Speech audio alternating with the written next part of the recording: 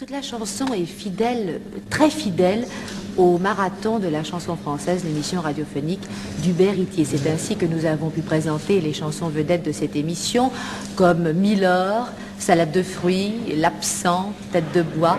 Allez savoir pourquoi. Et c'est Milord qui a gagné le blason d'or. Ce blason d'or va être remis dans quelques instants et vous allez assister à cette cérémonie.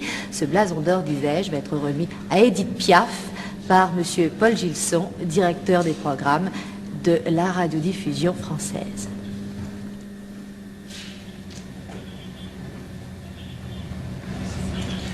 J'ai le plaisir de vous remettre le blason d'or du marathon de la chanson française qui vous a été attribué pour la chanson Milord à la très grande majorité des auditeurs de Paris Inter. Cette distinction vous était bien due à vous qui n'avez cessé d'illustrer toute votre vie la chanson avec la passion d'un artisan et l'inspiration d'une artiste.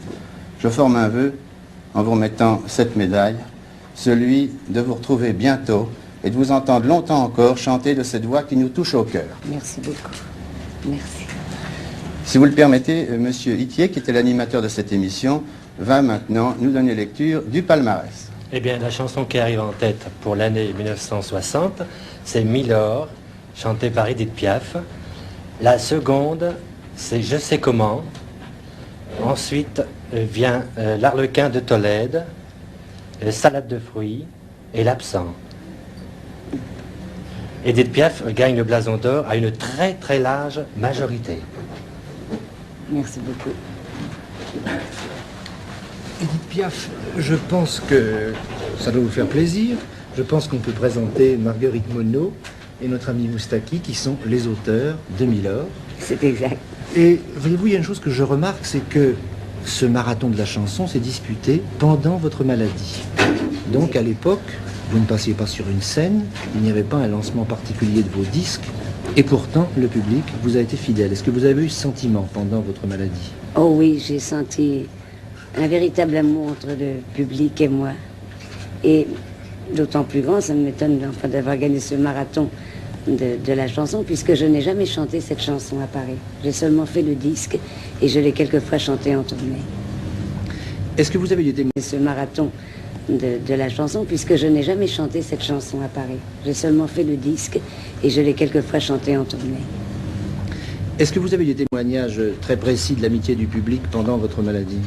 Oui, j'ai des gens qui ont fait des pèlerinages pour moi, à Lourdes, à Lisieux, même à Rome. Et puis j'ai reçu même beaucoup de lettres de l'étranger, de Pologne, où je n'ai jamais été. En Pologne, un auditeur vous écrivait en oui, français? des auditeurs. Qui connaissaient vos disques? Oui, oui, oui. Parlons de Milord. Comment ça s'est passé, Milord? Comment est-elle née, cette chanson? Les auteurs sont là, mais c'est vous qui connaissez leur existence bien mieux que j'en suis sûr. Eh bien voilà, nous étions en tournée avec Georges Moustaki, qui m'a soumis un texte que j'ai trouvé très beau et que j'ai téléphoné immédiatement à Marguerite Monod. 48 heures après, Marguerite avait fait la musique. Seulement, évidemment, avant d'obtenir un piano de Marguerite Monod, c'est-à-dire un manuscrit, il faut attendre très longtemps. Il a fallu que j'attende la fin de la tournée, et pour l'entendre, et pour avoir mon manuscrit. D'ailleurs, elle avait fait 2 musiques, et nous avions opté, Marguerite et moi, pour la première, et Georges Moustaki pour la deuxième. Finalement, nous avons écouté Georges Moustaki, et il a prouvé qu'il avait eu raison, puisque c'est devenu le succès que vous connaissez. Mais est-ce qu'on entendra un jour la seconde musique? Oh oui, mais on mettra d'autres paroles. Dites-moi maintenant une question importante.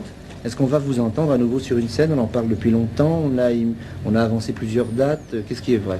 Eh bien, je pense que je vais être fixée rapidement, mais enfin, entre le 15 et le 30 décembre, je ferai mes débuts. C'est-à-dire que pour le réveillon de Noël ou celui du jour de l'an, on pourra sûrement vous entendre à Paris. Oui. Vous êtes contente de retrouver le public? Oh, ça oui, ça m'est nécessaire.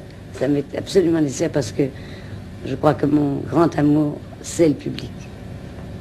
Merci. Et bien maintenant, je crois qu'on peut repasser l'antenne à Jacqueline Joubert.